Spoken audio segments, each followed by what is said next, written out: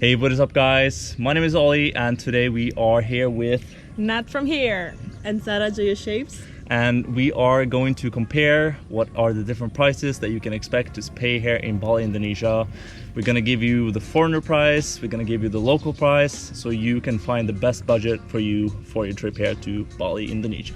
So now we're going to go into accommodation, which is generally the highest cost when it comes here to your visit to Bali, Indonesia. So Sara.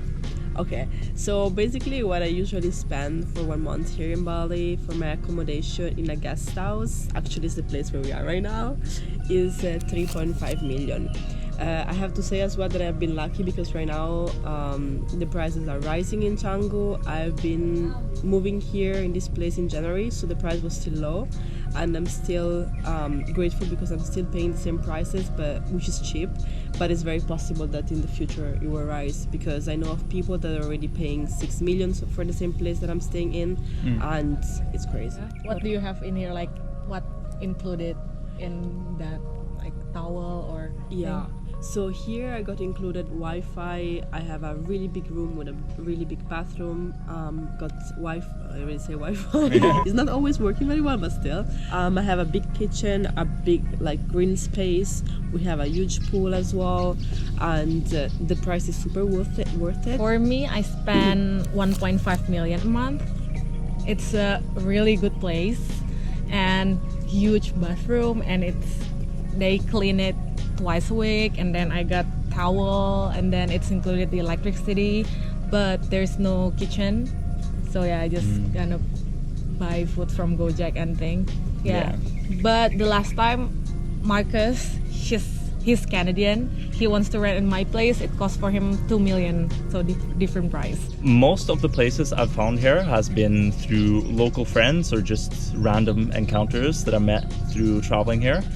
Where I'm staying right now, I'm paying 1 million, and it is a really nice place, surprisingly. The Wi-Fi, however, is really hit or miss, and that's a lot of the time what you find here in Bali or Indonesia in general. It's sometimes you're lucky and other times you're not, but for 1 million we have to buy water and get soap and general stuff for the house, but everything else we have included. So yeah, it's a pretty good price. I'm really happy with it. How I find my place is I was looking for daily stay, and then I looking in booking.com, and my place cost 90,000 a day. So I just, when I arrived there, I asked the landlord how much is it per month, and 1.5.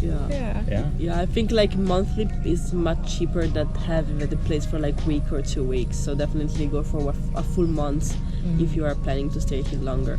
And actually I found my place because I had to leave my previous place, and I thought that the prices on booking were a little bit too expensive, so I decided to start to walk on the street and on the main road, and then enter in all the small alley and ask to every guest house that I found there if they have place and how much the place costs per month. And at the end I was able to find this location, which is awesome. The second expenses that we want to cover is about the scooter, which is basically the main way to go around the island, because I think that buses are not the best option in Bali, so all of us have a scooter here. In my case, I have a scooter Vario, and I pay 600 Indonesian rupiah per month to rent it. Together with it, I also have my helmet, and usually for a full tank, if I go on the main petrol station, is 18k.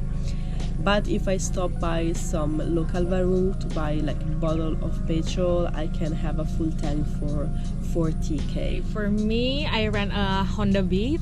For a month, I paid 300,000, and then for the petrol, it's the same as Sara. If I go to the big official station, it's 18k, and then if I go to the local warung, it's 40k. And always go to the big official one because I don't know, it's lasts longer. They mix something in the warung petrol, I think. It ran out very quick. Yeah, vegetable oil or something. Vegetable oil. So I have a Honda Vario. I pay 500k per month. This is the fourth place I've been renting from. 2 of the places at first I was really unlucky. I didn't have much experience, so make sure that you bring someone that has experience with bikes that can help you like find a good quality one, because it's really crucial, because some places where you drive, it's going to be so important like that you have good quality brakes and stuff. So as for petrol, well, it depends. Like I normally always go to the official gas stations. I pay about like 35 to 40k depending on for a full tank, so it depends on how much you drive, but generally it's really cheap here. All right guys, now we're gonna talk about phone and mobile data. So Sara, what do you pay? When I bought first my SIM card and I pop up already with some data, I paid 80k at Happy Cell. I think 90% of the people here in Canggu go to Happy Cell when it comes about buying a new Indonesian SIM card, so I totally recommend them because it's super fast and they're very legit. And usually when I have to recharge, I always go or to Happy Cell or to some reseller, and usually, if I'm not wrong, for 5 gigabytes I used to pay 50k. I know that there are some cheaper option that I will tell you about, but I still been too lazy to download this application, so these are the costs that I usually have. What provider you use? I use Telcom. Telkomsel? Telkomsel. Telkomsel, yeah. Telkomsel. Okay. Oh yeah.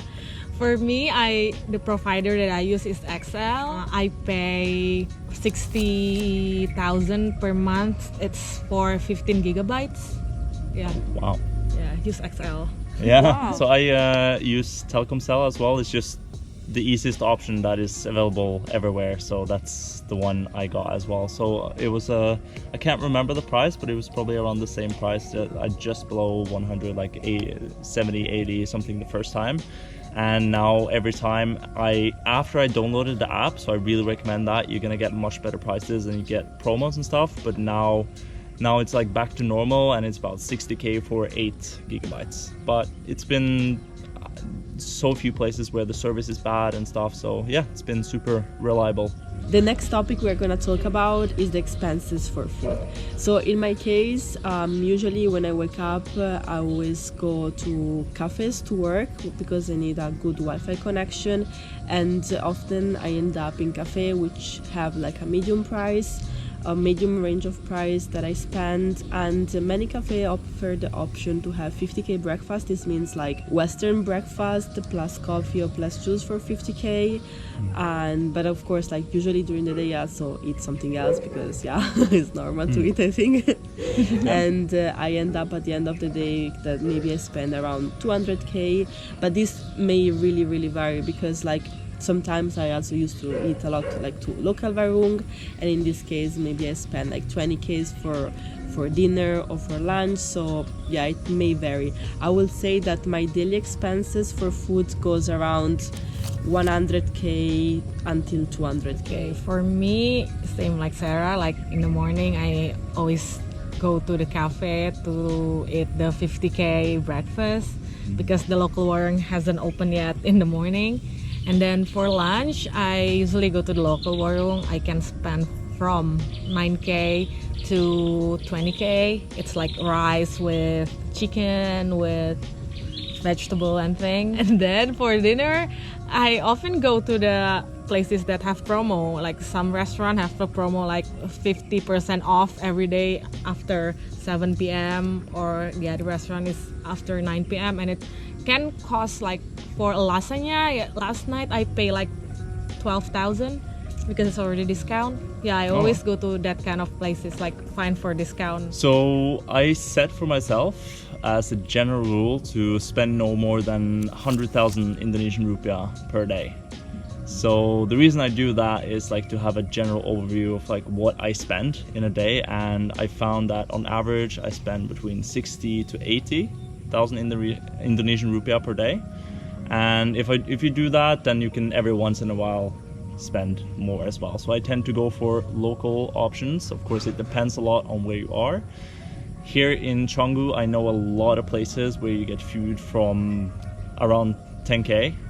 Yeah. So yeah, I can eat a lot of food there. I know some places here where I pay a little bit more, like around 40-50, and that's normally the place where I eat dinner or I go specifically to work. Sometimes I prefer that option rather than spending a lot of money for going to like a co-working space, because then you're getting food and you're getting like an air-conditioned space and everything where you can do your work and everything that you need to do, and it's a good place to focus as well. So now we're gonna talk about laundry. Yes, it is true. Sometimes you do have to do laundry. Sometimes you have no more clothes and you need to do it. I know.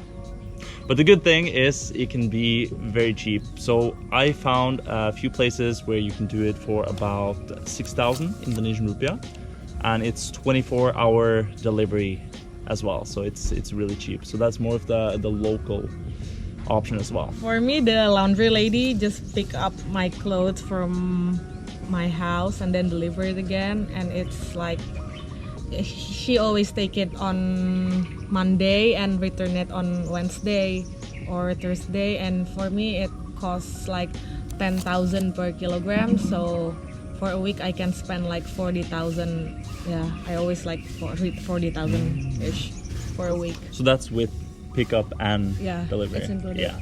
Yeah, And so delivery. the 6,000 price, that's without pickup and delivery, so you have to take that into account as well. So it sounds like a pretty good deal as well. So usually for my laundry, I go to deliver and I pick it up, and it costs around between 30k and 60k, depending a little bit where I go.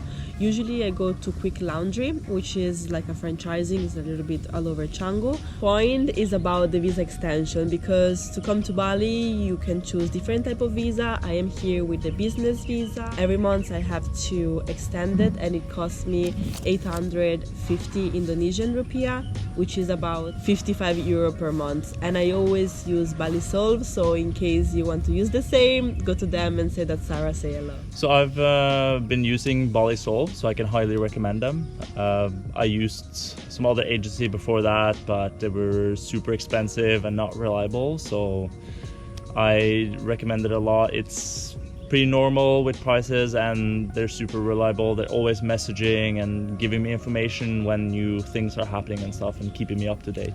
All right, now we're gonna talk about something I know you're dreading. It's travel insurance. Ooh, spooky. Such a hard topic. Sometimes it really sucks when you feel like you have to pay money for it, but you're gonna regret it so bad if you don't get it. I know a friend from here that was in an accident and she had to pay 50 million Indonesian rupiah just to stitch up her finger, and that is what can happen. So recently I've been using Safety Wing. That's the one I've been getting really good rates from, and it's actually one of the very few ones that you get good prices while you're abroad. So yeah, if you're a content creator or you're on the move all the time, then yeah, I think that's one of the best options. Like in my case, as Ole, I use Safety Wings, and since the past 6 months since I'm in Bali, I pay 600k, which is around $42.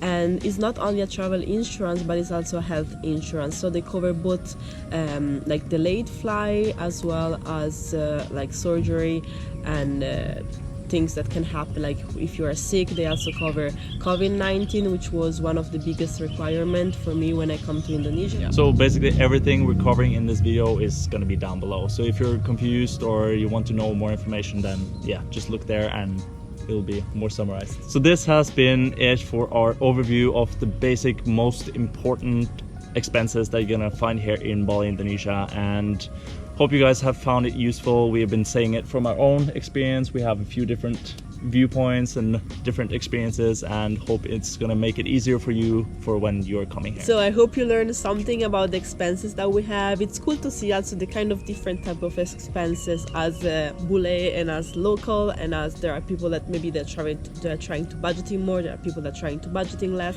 And yeah, I will see you very soon again. I'm here with Nat from here. and Ollie from Ollie Stories. guys, see you next weekend. Peace Bye-bye. out.